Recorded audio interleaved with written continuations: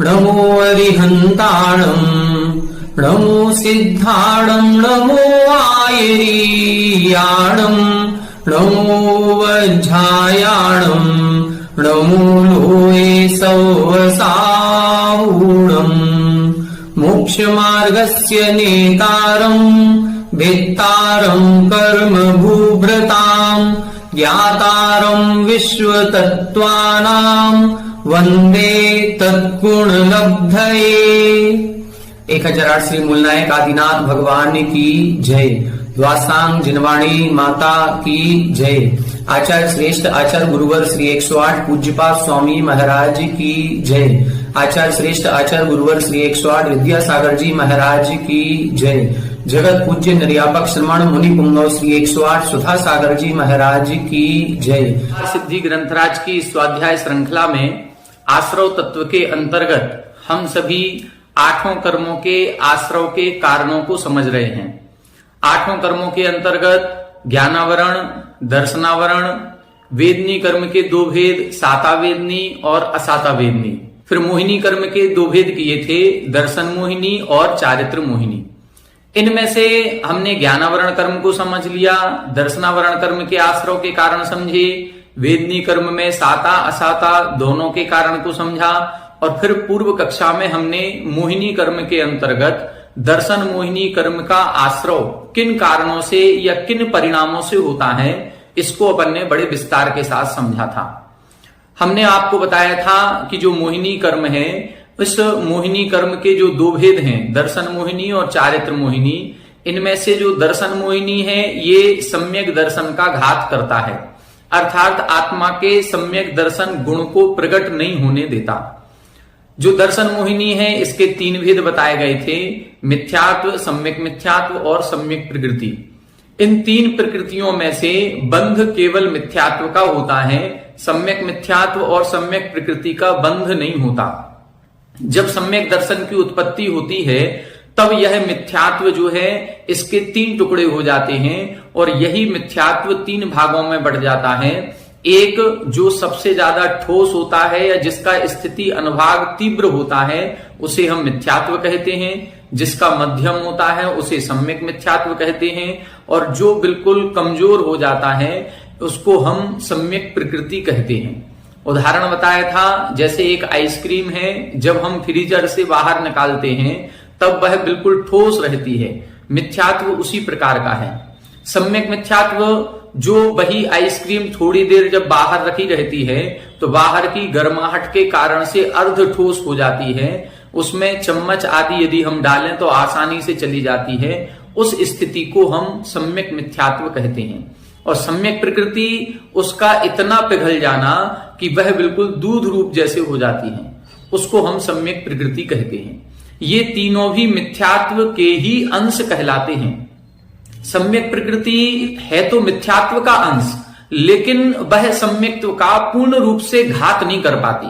जैसे मिथ्यात्व अपने उदय में सम्यक्त्व को रंच मात्र भी प्रकट नहीं होने देता है, ऐसे सम्यक प्रकृति नहीं है। सम्यक प्रकृति है मिथ्यात्व का ही अंश, लेकिन फिर भी सम्यक प्रकृति के उदय में सम्यक दर्शन उत्पन्न हो जाता है, सम्यक दर्शन बना रहता है। बस केवल इतना अंतर आ जाता है कि उस सम्यक प्रकृति के उदय में जो सम्यक दर्शन हमें प्रकट हुआ है उसमें दोष लगते रहते हैं, जिन दोषों को हम चल, मल और अगाढ़ दोष कहते हैं। तो ऐसे दोष लगते रहते हैं। ये दोष किस कारण से लग रहे हैं? ये सम्यक प्रकृति के उदय के कारण से लग रहे हैं। इस सम्यक प्रकृति के उदय ने सम्यक दर्शन नाश नहीं किया, लेकिन सम्यक दर्शन को सदोष बना दिया। तो निर्मल सम्यक दर्शन कब उत्पन्न होता है? निर्मल सम्यक दर्शन तो तब उत्पन्न होगा जब इन तीनों भी प्रकृतियों का उदय ना हो। या तो इनका उपशम हो जाए या फिर इनका क्षय हो जाए। यदि क्षय हो गया तो क्षयिक सम्यक दर्शन, यदि उपशम हो गया तो औपशमिक सम्यक दर्शन। इन दोनों की निर्मलता बराबर होती है। क्यों? क्योंकि इन तीनों भी प्रकृतियों का उदय नहीं होता। लेकिन यदि सम्यक प्रकृति का उदय है तो वो छायोपशमिक सम्यक्त्व कहलाता है और उसको हम सदोष सम्यक्त्व कहते हैं। दूसरा भेद अपन ने समझा था चारित्र मोहिनी। चारित्र मोहिनी के भी दो भेद किए जाते हैं, कसाय वेदनी और अकसाय वेदनी। कसाय वेदनी में मुख्य कसाय आती हैं क्रोध, मान, माया और लोभ। ये चारों कसायों के भी भेद प्रभेद करते हैं तो अनंतानुबंधी, अप्रत्याख्यान, प्रत्याख्यान और संजुलन, ऐसे चार भेद होते हैं। तो चारों के चार चार भेद बनेंगे, 16 भेद कसाय वेदनी के हो जाते हैं। ये मुख्य कसाय कहलाती हैं और ये ही आत्मा को कसती हैं, दुख देती हैं, पराधीन करती हैं। इन्हीं के कारण से हमें कर्मों का बंध होता है और हम इस संसार में रुके रहते हैं। अनंतानुबंधी जो है, जब हमारी कोई भी कसाय का परिणाम 6 महीने से अधिक चलता है तो उसे हम अनंतानुबंधी कसाय कहते हैं।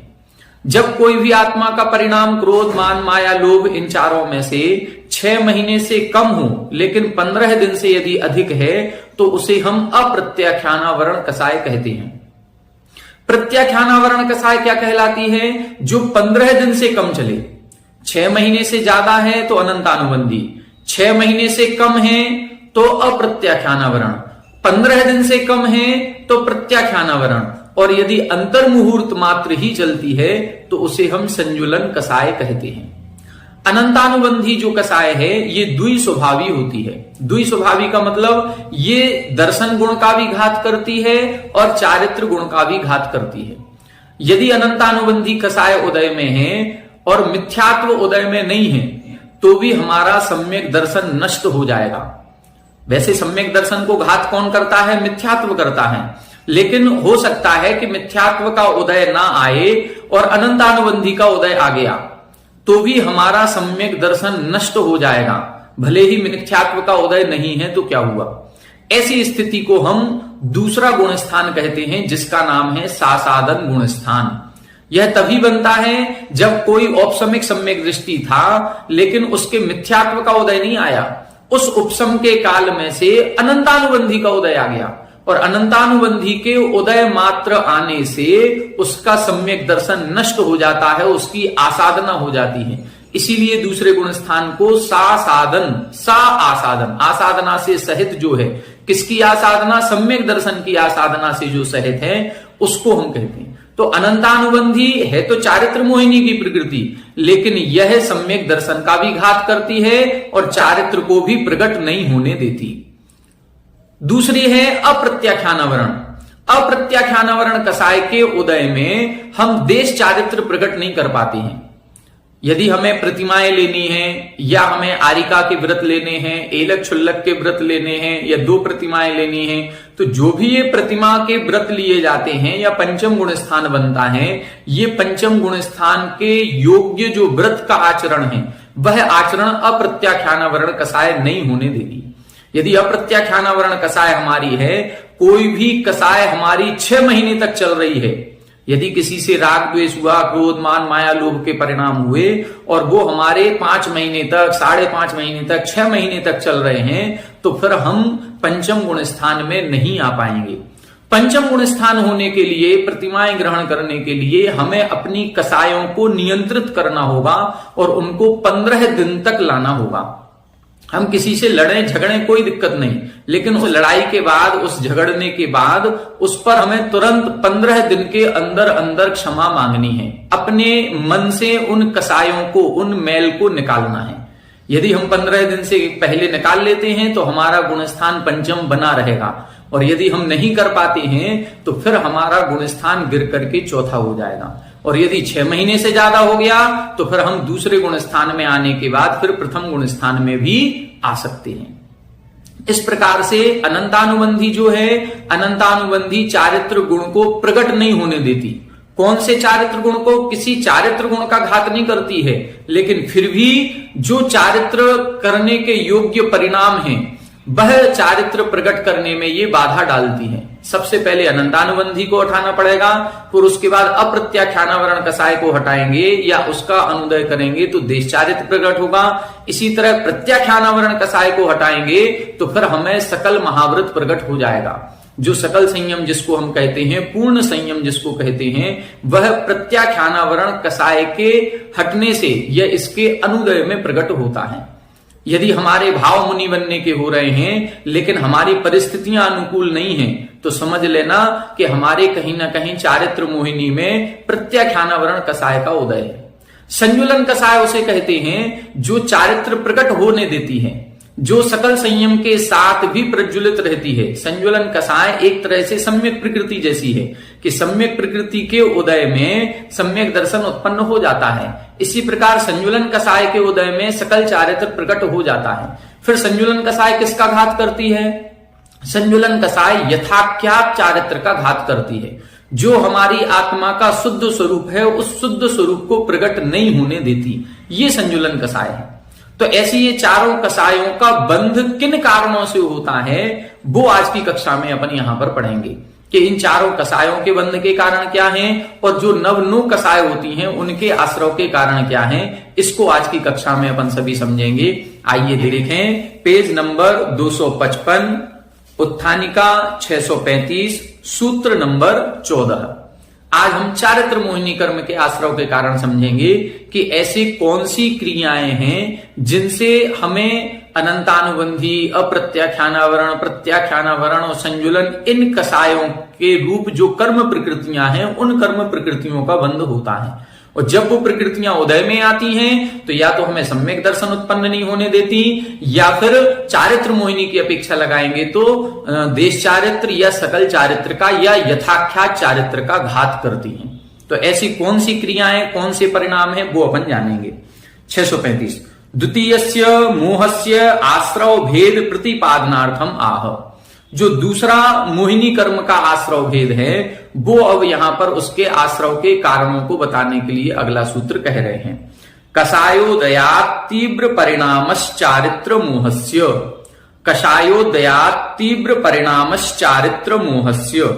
यहां बता रहे हैं कषाय उदयात, कषाय के उदय में तीव्र परिणाम, तीव्र परिणाम होना ही चारित्र मोहिनी कर्म के आश्रव का कारण है। चारित्र मोहिनी में अनंतानुबंधी, अप्रत्याख्यान, प्रत्याख्यान, संजुलन ये कसाएं आएंगी और इन कसायों के उदय में वो क्रोध, मान, माया, लोभ रूप परिणाम बनेंगे और यदि हमने वही क्रोध, मान, माया, लोभ रूप परिणाम कर लिए, कसाय रूप परिणाम कर लिए तो फिर से यही चारित्र मोहिनी कर्म बनता है। अभी जितने कर्म अपन ने देखे सभी में यही हो रहा है। असातावेदनी कर्म के उदय में दुख रूप निमित्त मिलेंगे, यदि हम दुखी हो गए तो पुनः असातावेदनी कर्म का बंध करेंगे। मोहिनी कर्म दर्शन मोहिनी में हमने देखा था, दर्शन मोहिनी मिथ्यात्व का उदय होगा तो सच्चे देवसाज गुरु पर श्रद्धा नहीं होगा, उनके गुण नजर नहीं आएंगे, उनकी बुराई नजर आएंगी और जब बुराई नजर आएंगी, यदि हमने बुराई कर दी, यदि मन में बुराई करने का भाव आ गया तो पुनः हम उसी मिथ्यात्व कर्म का बंध करेंगे। इसी तरह चारित्र मोहिनी कर्म के उदय में हमारे कसाय के तीव्र परिणाम बनेंगे और जैसे ही हमने कसाय के तीव्र परिणाम कर लिए पुनः चारित्र मोहिनी कर्म का ही बंध कर लेते हैं। तो कसाय उदयात, कसाय के उदय में तीव्र परिणाम, यदि तीव्र परिणाम हमारे होते हैं तो उससे पुनः चारित्र मोहिनी कर्म का बंध होता है और यदि चारित्र मोहिनी कर्म का बंध होगा तो पुनः फिर वो कसाय कराएगा, फिर कसाय कराएगा तो फिर से वैसे ही परिणाम बनेंगे। तो अब हमें क्या करना है? हमें ये करना है कि जब चारित्र मोहिनी कर्म का उदय आए, कोई ऐसे क्रोध, मान, माया, लोभ के निमित्त मिले, तब उस समय हमें क्रोध, मान, माया, लोभ ये कसाय रूप परिणाम नहीं करने हैं। जब हम नहीं करेंगे तो इस चारित्र मोहिनी कर्म के बंध से बच जाएंगे। हमारे जो मुनिराज हैं या वृत्ति श्रावक होते हैं ये क्या करते हैं?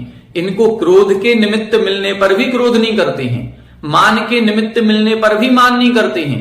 मुनिराजों की हर जगह जय जयकार होती है, भव्य आगवानी होती है, सब जगह उनकी जयकार हो रही है, तो भी उनके अंदर मान कसाय नहीं आती कि हम बहुत बड़े श्रेष्ठ साधु हो गए हैं। नहीं, उनको क्रोध के निमित्त मिलने पर भी क्रोध नहीं करेंगे।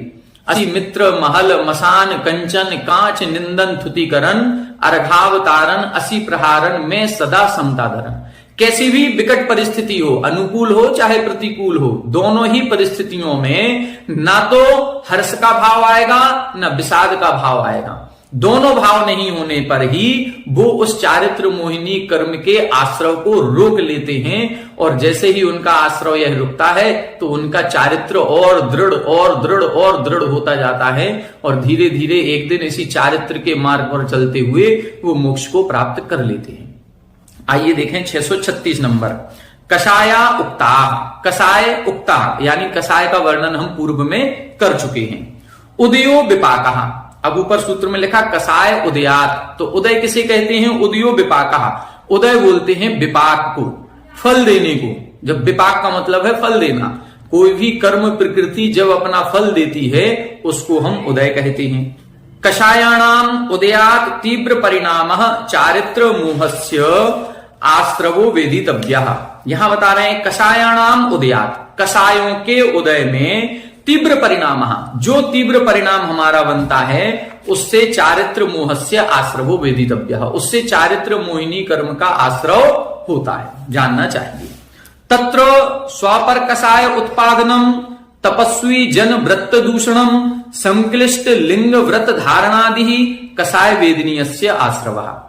कषाय वेदनी कर्म के आश्रव के कारण एक लाइन में बता रहे हैं, आखिर ऐसी कौन सी क्रियाएं हमने की थी जो हम मुनि नहीं बन पा रहे हैं, ऐसे हमने कौन से परिणाम किए थे जो आज देश चारित्र लेने के भी भाव हमारे नहीं हो पा रहे हैं, या हम किसी प्रकार का छोटा सा संयम भी ग्रहण नहीं कर पा रहे हैं, हम संयम के मार्ग पर आगे नहीं बढ़ पा रहे हैं। तो ऐसा कौन से कर्म का उदय है, और जिस कर्म का उदय हमारे चल रहा है उसका बंध हमने किन परिणामों से किया है, वो परिणाम इधर बता रहे हैं। स्वापर कषाय उत्पादनम, स्वा और पर दोनों लिखे हैं। स्वयं में कषाय उत्पन्न करना और ऐसी क्रियाएं करना जिन क्रियाओं को देख करके दूसरा क्रोधित हो जाए, ऐसी क्रियाएं कर दी हमने। हमने स्वयं में कषाय नहीं की, हम तो हंसी कर रहे थे, हमने कोई कषाय नहीं की, कोई परिणाम बुरे नहीं किए, लेकिन हमारे हंसी मजाक करते हुए दूसरे को क्रोध आ गया। किसी बड़े व्यक्ति ने हमसे कहा था कि तुम्हें ऐसा काम नहीं करना है, हमने फिर भी वैसा काम किया, उसको क्रोध आ गया। तो यदि दूसरे के क्रोध मान माया लोभ में हम निमित्त बनते हैं, दूसरे में कषाय उत्पन्न कराने में हम निमित्त बनते हैं, तो भी हमें कषाय वेदनी चारित्र मोहिनी कर्म का आश्रव होगा। और यदि हम स्वयं कषाय कर रहे हैं तो होना ही होना है। तपस्वी जन व्रत दूषणम, दूसरा क्या लिखा? तपस्वी जन, जो तपस्वी हैं, जो संयम के मार्ग पर बढ़ चुके हैं, जो संयम के मार्ग पर चल रहे हैं, जिन्होंने संयम को स्वीकार कर लिया है, चाहे वो देश संयम स्वीकार किया हो, चाहे सकल संयम स्वीकार किया हो, चाहे भले किसी ने एक छोटा सा नियम क्यों ना लिया हो, यदि हम उसके व्रत, उसके चारित्र में दूषण लगाते हैं, दोष लगाते हैं, तो फिर हम भी कभी चारित्र ग्रहण नहीं कर पाएंगे। देखो, हम चारित्र क्यों नहीं ग्रहण कर पा रहे हैं? क्योंकि कभी ना कभी हमने किसी के चारित्र पर दोष लगाया होगा। आज हम सभी लोग ये बहुत करते हैं, किसी ने प्रतिमाएं ले ली, हम नहीं ले पा रहे हैं, तो उनकी कमियां देखेंगे, अरे बड़े 2 प्रतिमाधारी बनते हैं, बड़े 7 प्रतिमाधारी बनते हैं, अभी तक ये क्रियाएं कर रहे हैं। अरे वो छोटी सी गलती यदि उनकी हो रही है, कहीं कोई अतिचार उनको लग रहा है, तो हम उसको और बड़ा चढ़ा करके बोलते हैं। हमें उनके दोषों को दबाना है, प्रकट नहीं करना है। और कई बार तो जो दोष उनमें नहीं है वो दोष भी हम उनमें लगा देते हैं। तो यदि हम तपस्वी जन व्रत दूषणम, किसी साधु के या किसी व्रती श्रावक के, किसी आरिका एलक छुल्लक आदि के व्रत में दूषण लगाते हैं, तो फिर क्या है, हम चारित्र कभी ग्रहण नहीं कर पाएंगे।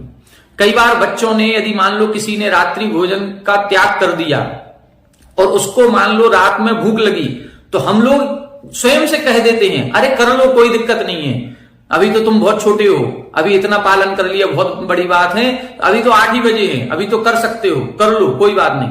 अरे उसने त्याग किया है, लेकिन हम उसको, त्याग किए हुए व्यक्ति को पुनः उस व्रत में दूषण लगाने के लिए बोल रहे हैं कि ठीक है, कोई बात नहीं, चलता है, चल जाएगा, तुम तो अभी छोटे हो। तो इस प्रकार से यदि हमने कहीं व्रत में दूषण लगाया है, हमारी प्रेरणा से उसका नियम भंग होता है, तो हमें चारित्र मोहिनी कर्म का आश्रय होगा। संक्लिष्ट लिंग व्रत धारणादि, और क्या है? संक्लिष्ट लिंग व्रत, अर्थात खोटे वेश, खोटा व्रत धारण करना, व्रत करने की जो सही विधि है उस सही विधि से व्रत नहीं करना, अथवा जो अन्य जितने भी इतर धर्म हैं, इतर धर्मों में जो नग्नत्व ग्रहण करते हैं या जो नागा साधु बन जाते हैं या पंचांगनी तप तपते हैं या अन्य प्रकार से कुतप यदि किया जा रहा है, कुचारित्र खोटा चारित्र ग्रहण किया जा रहा है, तो उस समय भी हमें चारित्र मोहिनी कर्म का बंध होता है।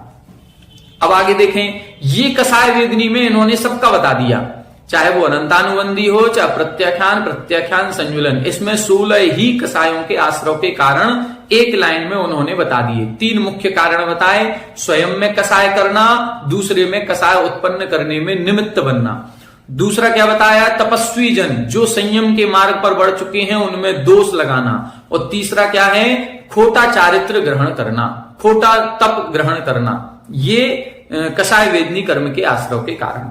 अब अकसाय वेदनी के 9 भेद किए जाते हैं, हास्य, रति, अरति, शोक, भय, जुगुप्सा, स्त्रीवेद, पुरुषवेद और नपुंसक वेद। अब इन 9 के एक के सभी के 9 वाक्यों के द्वारा एक के सभी के कारण बताएंगे कि हास्य वेदनी कर्म का बंध किस कारण से होता है, शोक का किस कारण से होता है, ये बता रहे हैं। सद्धर्म उपहसन, दीनातिहास, कंदर्प उपहास, बहु विप्रलाप उपहासशीलतादि हास्य वेदनी अस्य। हास्य वेदनी कर्म का बंध कैसे होता है, सद्धर्म उपहसन, मतलब जो सच्चा धर्म है या जो सच्चे धर्म का पालन करने वाला है उसका उपहसन, उसकी हंसी उड़ाना। यदि कोई छोटी उम्र में कोई व्रत ले लेता है या कोई रात्रि भोजन का त्याग कर रहा है, किसी ने आलू प्याज आदि छोड़ दिए, किसी ने बाहर की वस्तु छोड़ दी, किसी ने पूजन करने का नियम ले लिया, किसी भी प्रकार से यदि संयम के मार्ग पर आया है तो आज उसकी हंसी उड़ाने वाले ज्यादा लोग मिलेंगे। क्यों? क्योंकि ये जो संसार है, संसार में 90% व्यक्ति असंयम वाले मिलेंगे, मुश्किल से 10% संयम वाले मिलेंगे। अब जो 10% संयम वाले हैं उनमें जो 90% असंयम के हैं वो उसकी हंसी उड़ाएंगे, बड़ा पुजारी बना फिर रहा है, अरे अभी से रात्रि भोजन का त्याग कर दिया। इस प्रकार से यदि उसका उपहास किया और उसका उपहास करने के बाद यदि उसने नियम में कहीं उसके संयम में कोई दोष लग जाता है या उसने नियम तोड़ दिया तो उसका पूरा दोष हमको लगेगा। और क्या है, दीनातिहास, जो हमसे कमजोर हैं उनका हंसी मजाक उड़ाना। कोई गरीब है, किसी भी प्रकार से, हम किसी भी प्रकार से संपन्न हैं, जैसे मद के 8 भेद किए जाते हैं, ज्ञान, पूजा, कुल, जाति, बल, वृद्धि, तप और शरीर। तो इन 8 प्रकार से अमीर और गरीब लगाना है। हम शक्ति में अच्छे हैं, कोई शक्ति में कमजोर हो सकता है, हम ज्ञान में अच्छे हैं, कोई ज्ञान में कमजोर हो सकता है, तो दीन सभी में लगेगा। तो किसी भी प्रकार से जो हमसे दीन है, पैसे में भी दीन हो सकता है, रूप में भी दीन हो सकता है, हमारे ज्ञान में भी दीन हो सकता है, यश इज्जत सम्मान में भी दीन हो सकता है। तो यदि उसका हम हंसी मजाक उड़ा रहे हैं तो भी हमें हास्य वेदनी कर्म का बंध होगा। कंदर्प, कंदर्प बोलते हैं अशिष्ट मजाक करना। आजकल मजाक करने की एक पद्धति ही बदल गई। अब मजाक सामान्य नहीं होता, उसमें अश्लीलता बीच में आ गई है। बिना अश्लीलता के अब मजाक भी नहीं होता है। तो यदि कंदर्प अशिष्ट मजाक हम कर रहे हैं वो आ जाएगा। बहु विप्रलाप, बहुत बोलने की आदत होना, बहुत बकवास करने की आदत होना, और उपहासशीलतादि अर्थात हंसी मजाक करने का स्वभाव होना। कई लोगों का एक नेचर ही होता है। हम लोग भी एक दूसरे की जब कभी परिचय देते हैं तो किसी के बारे में ऐसा ही बोलते हैं, अरे बहुत मजाकिया स्वभाव के हैं। ये जो मजाकिया स्वभाव के हम बोल रहे हैं ये उनके हास्य वेदनी कर्म के आश्रव का कारण बनेगा। अरे जब समय हो, जब कोई इस प्रकार की बात आ जाए कि हंसी आ रही है तो बात अलग है, लेकिन इसका स्वभाव ही बना लेना, कहीं दुख का विषय है, कहीं कोई गंभीर विषय है, उस गंभीर विषय को भी हंसी मजाक में उड़ा देना, ये नहीं होना चाहिए। आगे देखें, विचित्र क्रीडन परता व्रतशील अरुच्यादि रति वेदनी अस्य। रति वेदनी, रति का मतलब है राग परिणाम, कोई वस्तु अच्छी लगना। लेकिन अब इसका बंध कैसे होता है, तो विचित्र क्रीडन परता, विभिन्न प्रकार के शौक रखना। घूमने का शौक है, टीवी देखने का शौक है, तरह तरह के कपड़े पहनने का शौक है, तो ये विचित्र प्रकार की क्रीडनपरता, विभिन्न प्रकार के विषय भोगों को भोगने की इच्छा होना, और व्रतशील अरुचि आदि, और व्रत और शील का जो मार्ग है उसमें अरुचि होना। यदि हमें उस व्रतशील में अरुचि हो रही है और विषय भोगों में रुचि हो रही है, तो ये रति वेदनी कर्म के आश्रव का कारण बनेगा। रति वेदनी कर्म के उदय में ही विषय भोगों के प्रति राग भाव आएगा, और यदि राग भाव आ रहा है तो पुनः हम रति वेदनी कर्म का बंध कर रहे हैं। उसी प्रकार से लगाना। पर अरति प्रादुर्भावन रति विनाशन पापशील संसर्गादि अरति वेदनीय। अरति में क्या है? द्वेष भाव या अप्रिय भाव प्रकट होना। तो पर अरति प्रादुर्भावन, दूसरे में द्वेष भाव उत्पन्न करना, दूसरे में विषय भोगों के प्रति जो राग भाव होना चाहिए उसका विनाश करना। रति विनाशन, रति का नाश कर देना। पापशील संसर्ग आदि, पाप रूप विषय भोगों में प्रवृत्त होना, इससे अरति वेदनी कर्म का बंध होता है। दो मित्र थे, दोनों में हमने लड़ाई करवा दी। दो सगे भाई थे, उनमें हमने भेद करा दिया। तो इस प्रकार से यदि पति पत्नी में, माता पिता में कहीं ना कहीं जो अच्छे संबंधी थे, उन संबंधियों में यदि हम बीच में दूरी बना देते हैं तो उसमें अरति वेदनी कर्म का बंध होता है। स्वशोक उत्पादन पर शोक प्लुत अभिनंदनादि शोक वेदनीय। शोक कैसे उत्पन्न होता है? तो शोक के लिए बता रहे हैं स्वशोक उत्पादन, स्वयं दुखी रहना, स्वयं में दुख उत्पन्न करना, और पर शोक दूसरे को दुखी करना। यदि हमारे कारण से कोई दुखी हो रहा है तो शोक वेदनी कर्म का आश्रय होगा। और क्या है? प्लुत अभिनंदन आदि, दूसरे को दुखी करने वाले लोगों को अभिनंदन करना, उनका आदर सत्कार करना, उनको प्रोत्साहन देना, ये तुमने बहुत अच्छा किया। तो यदि किसी व्यक्ति के द्वारा किसी छोटे छोटे प्राणियों को या किसी को भी दुख दिया जा रहा है और हम उसका प्रोत्साहन कर रहे हैं, तो फिर हमें शोक वेदनी कर्म का आश्रय होगा। स्वभय परिणाम पर भय उत्पादनादि भय वेदनीय। भय वेदनी कर्म का आश्रय कैसे होता है? स्वभय परिणाम, स्वयं में भय उत्पन्न होना, स्वयं में डरना, और पर भय उत्पादन, दूसरे को डराना। कई बार होता है हम खेल खेल में दूसरे को डराने का प्रयास करते हैं, कई बार ऐसे बचपन में भी करते हैं, बड़ी स्थिति में भी कहीं ना कहीं दूसरे को यदि हमारे कारण से भय उत्पन्न हो रहा है तो फिर हमारे भय वेदनी कर्म का आश्रय होगा। स्वयं में जो भय उत्पन्न हो रहा है उससे भी, और दूसरे को यदि हम कोई प्रयास कर रहे हैं तो भी। अब जितनी हॉरर मूवी बनती हैं, ये हॉरर मूवी क्या कर रही हैं? दूसरे को डराएंगी। अब दूसरे को डराने का प्रयास कर रहे हैं तो निश्चित रूप से भय वेदनी कर्म का आश्रय होगा। कुशल क्रियाचार जुगुप्सा परिवादशीलत्वादि जुगुप्सा वेदनीय। जुगुप्सा का मतलब है घृणा का भाव। तो ये घृणा का भाव कैसे? कुशल क्रियाचार जुगुप्सा, जो अच्छा आचरण है उससे घृणा का भाव होना। यदि मान लो हमारे घर में कोई दादी हैं, कोई हमारी बड़ी माताजी हैं, कोई भी हैं, अब वो क्या कर रहे हैं? वो 16 का भोजन करती हैं, 16 का शुद्धि का सब कुछ क्रियाएं करती हैं, मतलब चारित्र के मार्ग पर अच्छे से बढ़ रही हैं, और हमारे मन में उनके प्रति घृणा का भाव आ रहा है, ये और यहां पर हैं, इसलिए हमें 16 का करना पड़ रहा है। इनके कारण से हम बहुत परेशान हैं, इनके कारण से किचन हमारी अच्छी नहीं चल पाती है। कई प्रकार के भाव हमारे अंदर मन में आने लगते हैं। तो यदि कुशल क्रियाचार जुगुप्सा, कोई एक व्यक्ति हमारे घर में है जो सद आचरण कर रहा है, तो आजकल क्या है, एक घर में यदि 10 सदस्य हैं और 10 में से एक अच्छा आचरण कर रहा है तो बाकी 9 को परेशानी होती है, उनको अपने आप में दुर्भाग्य सा महसूस होने लगता है। जबकि होना यह चाहिए कि हमें खुश होना चाहिए कि हम संयम के मार्ग पर नहीं हैं, लेकिन हमारे घर में कोई एक व्यक्ति तो ऐसा है जो व्रत चारित्र का मार्ग पर चल रहा है और हमको उस संस्कार की शिक्षा दे रहा है कि हमको भी ऐसे ही चलना चाहिए। लेकिन हम उसको सौभाग्य ना मान करके दुर्भाग्य मान रहे हैं, मतलब उसमें उस व्रतों के प्रति घृणा का भाव हम ला रहे हैं। परिवादशीलत्व, परिवादशीलत्व का मतलब है दूसरे की निंदा करने का स्वभाव होना। ये जुगुप्सा वेदनीयस्य, ये जुगुप्सा वेदनी कर्म के आश्रय का कारण बनता है। मतलब जो व्रत चारित्र का पालन कर रहे हैं उनसे घृणा भाव हो रहा है और निंदा करने का स्वभाव है।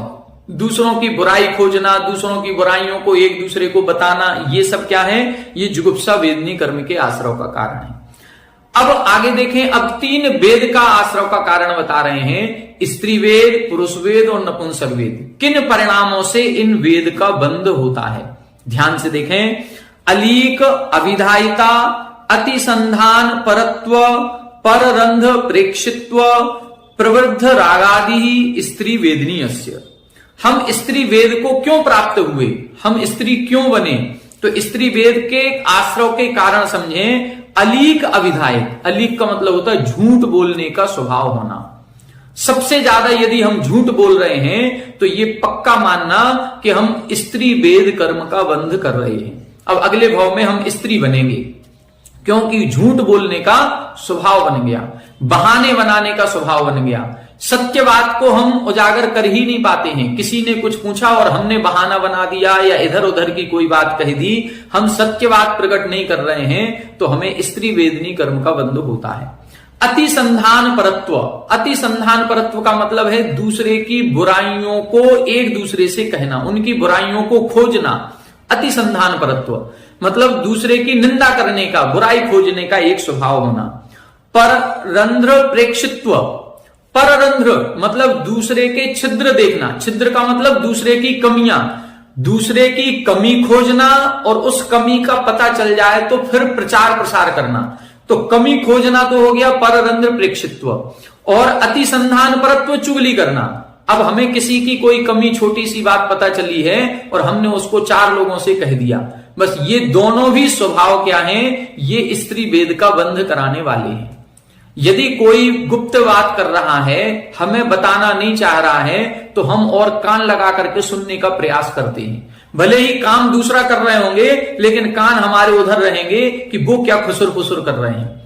तो यदि ये दूसरों की बात सुनने का मन कर रहा है तो समझ लो हम स्त्री वेद का बंध कर रहे हैं ना। तो जब कोई दूसरा व्यक्ति हमें सुनाना नहीं चाहता तो हम क्यों सुनने का प्रयत्न कर रहे हैं? और यदि मान लो वो सुनाना नहीं चाह रहा है फिर भी हमें सुनने में आ गया, अब यदि सुनने में आ गया तो हम उसको अपने तक ही सीमित रखें, आगे ना फैलाएं। यदि हम आगे बढ़ा देते हैं तो ये स्त्री वेद के बंध का कारण है।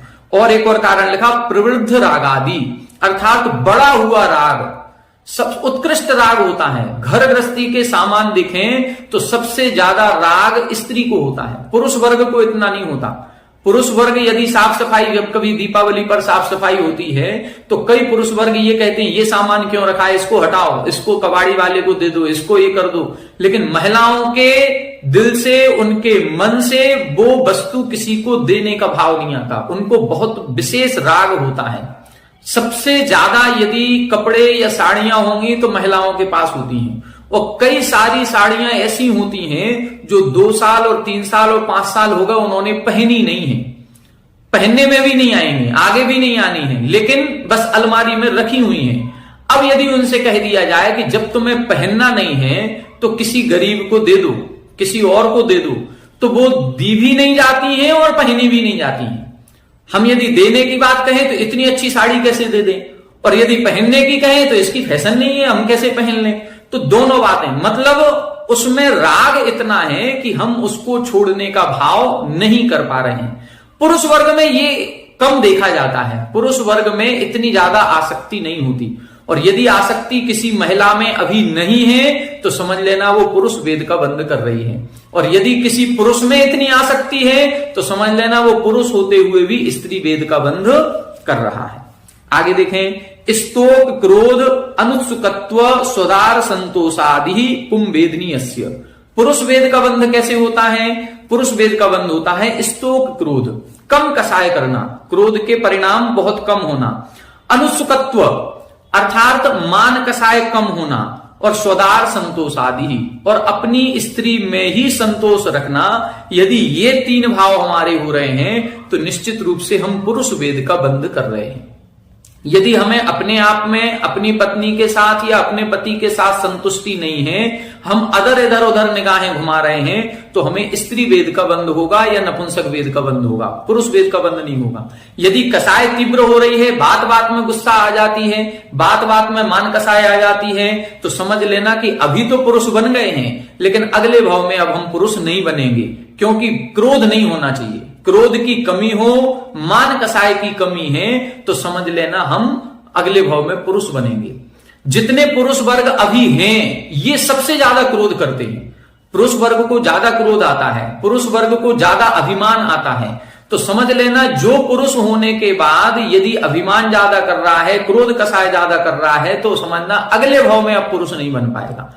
अगले भाव में भी यदि पुरुष वेद प्राप्त करना है तो इन कसायों पर नियंत्रण होना चाहिए। नपुंसक वेद का बंध कैसे होता है? प्रचुर कसाय गुह्येन्द्रिय व्यपरूपण परांगनावस्कंदादि नपुंसक वेदनीयस्य। प्रचुर कसाय, बहुत अत्यधिक कसाय करना, क्योंकि पुरुष वेद नहीं बनेगा। अब ज्यादा कसाय करेगा तो पुरुष तो बनेगा नहीं, अब पुरुष नहीं बनेगा तो कहां जाएगा? नपुंसक में जाएगा।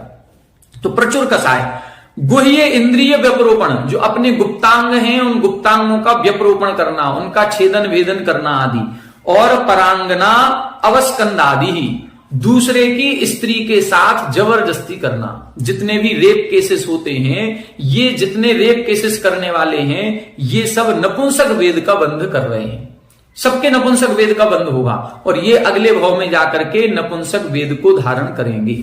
इस प्रकार से यहां पर सभी तीनों वेद के, छहों अपनी नौकसाय के और मुख्य कसायों के आश्रव के कारण इधर बता दिए। ये जो वेद कसाय का बंध के कारण बताए हैं, ये भाव वेद की अपेक्षा बताए हैं। ये मोहिनी कर्म के कारण से है। जो द्रव्य वेद हमारा बनता है, स्त्री वेद, पुरुष वेद या नपुंसक वेद, वो नाम कर्म के उदय के कारण से बनता है। जो द्रव्य वेद है वो नाम कर्म से बनता है। नाम कर्म के बंध के कारण अपन आगे आने वाले सूत्रों में पढ़ेंगे। ये भाव वेद की बात कर रहे हैं। भाव वेद और द्रव्य वेद में क्या अंतर है? भाव वेद और द्रव्य वेद जो दोनों हैं, दोनों देव जितने हैं, नारकी जितने हैं, भोग भूमिया जीव जितने हैं, इनका जो द्रव्य वेद होता है वही भाव वेद होता है नियम से। यदि देवी है तो देवी के भाव से भी वो स्त्री है और द्रव्य से भी स्त्री है। देव है तो वो भाव से भी पुरुष है और द्रव्य से भी पुरुष है। नारकी द्रव्य से भी नपुंसक है, भाव से भी नपुंसक है। भोग भूमिया जीव जितने होते हैं, ये द्रव्य से पुरुष वेदी हैं तो भाव से भी पुरुष वेदी। इनमें वेद वैषम्य नहीं पाया जाता। लेकिन जो हम कर्म भूमि के मनुष्य त्रियंश होते हैं, इनमें वेद वैषम्य पाया जाता है। हो सकता है हम द्रव्य से पुरुष हों, लेकिन अंतरंग से हमारे भाव वेद स्त्री वेद भी हो सकता है और नपुंसक वेद भी हो सकता है। कोई द्रव्य से स्त्री वेदी है लेकिन भाव से पुरुष वेदी भी हो सकती है। जैसे द्रव्य से स्त्री वेदी, मान लो रानी लक्ष्मीबाई, ये द्रव्य से स्त्री वेदी थी लेकिन अंतरंग से पुरुषत्व था, तो ये भाव से पुरुष वेदी हो सकती है। कई सारे पुरुष वर्ग ऐसे होंगे जो द्रव्य से पुरुष वेदी हैं, लेकिन उनके चलने का ढंग, उनके बोलने का ढंग, उनके कई प्रकार के परिणाम ऐसे होते हैं जो स्त्रियों से मेल खाते हैं, तो हो सकता है वो भाव स्त्री वेदी है। तो ये भाव वेद से क्या फर्क पड़ता है? भाव वेद से विशेष फर्क नहीं पड़ता, द्रव्य वेद से ज्यादा फर्क पड़ता है। यदि हम द्रव्य से स्त्री वेदी या नपुंसक वेदी हैं तो पंचम गुण स्थान के ऊपर नहीं जा सकते। पंचम गुण स्थान के ऊपर सकल संयम प्राप्त करने के लिए द्रव्य से पुरुष होना जरूरी है। भाव कुछ भी हो सकता है। तीनों वेदों से मोक्ष संभव है। इन तीनों वेद कसाय का उदय 9वें गुण स्थान तक रहता है। 9वें गुण स्थान के बाद इन वेद का भी प्रभाव खत्म हो जाता है और भाव से हम किसी भी वेद वाले रहे हों, हमें मोक्ष जाने में कोई भी बाधा नहीं है। इस प्रकार से अपन को समझना चाहिए। लेकिन ये जो परिणाम बताए हैं, इन्हीं परिणामों से द्रव्य वेद का भी बंध होता है, क्योंकि वेद वैषम्य ज्यादा नहीं पाया जाता, केवल कर्म भूमि के मनुष्य त्रियंचों में ही होता है, सभी जगह नहीं होता। तो आज की कक्षा में हमने चारित्र मोहिनी कर्म के आश्रव के बारे में अपन ने समझा। अब कल से आयु कर्म के बारे में समझेंगे। आयु कर्म बहुत विशेष अच्छा कर्म है जिसके बारे में समझना आवश्यक है। किस कारण से कौन सी आयु का बंध होता है, और यहां पर भी इन्होंने बहुत विस्तार के साथ करीब 7-8 सूत्रों में इसका वर्णन किया है, जिसको अपन कल समझेंगे।